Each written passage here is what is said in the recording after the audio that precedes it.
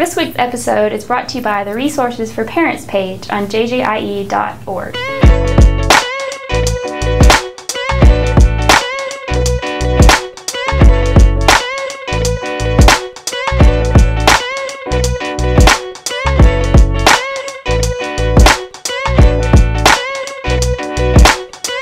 Last week we talked to some students about what defined their generation, and a bunch of them mentioned social media and technology, so we're kind of looking more into that.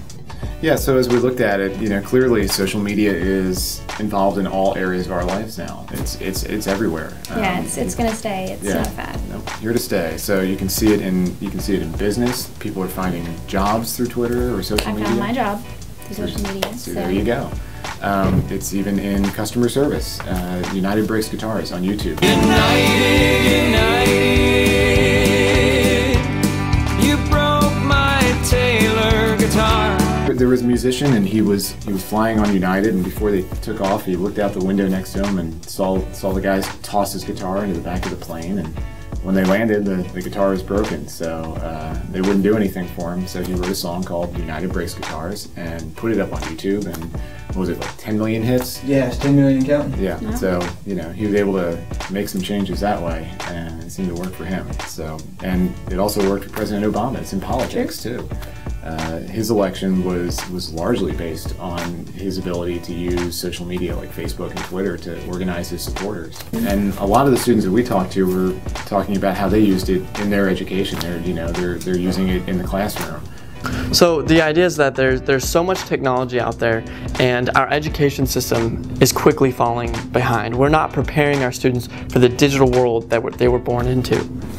So I bring my iPad and only my iPad to all of my college courses. I do not own books, paper, pen, ink, anything. I'm completely digital.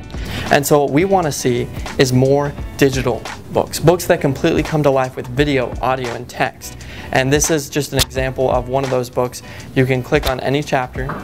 You have images that you can fold out. So if we go over here, we can fold an image out. It has audio. There are some people who don't like the look of one. Every picture, you can see exactly where in the world it was taken. You have videos that you can play. I was looking around for a spot. You can read the text while the video's playing. So I found this spot that we're on. And again, it's about being interactive and exciting our students to learn. So here is a windmill, and what I'm going to do is just blow on this.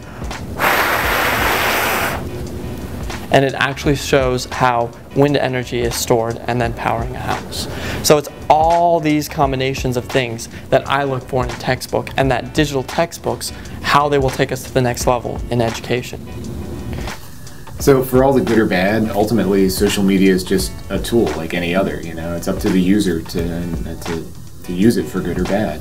In London, we saw it used in a negative way, but in Egypt and Tunisia, we saw it used positively to change things in their countries, and they were able to organize peaceful protests. And the other thing that social media can be used for in a positive way is to win money. And stickers. If you go to our Facebook page and answer a question, you can win $100 and a JJIE swag pack. All right, so let's find out who this week's winner is.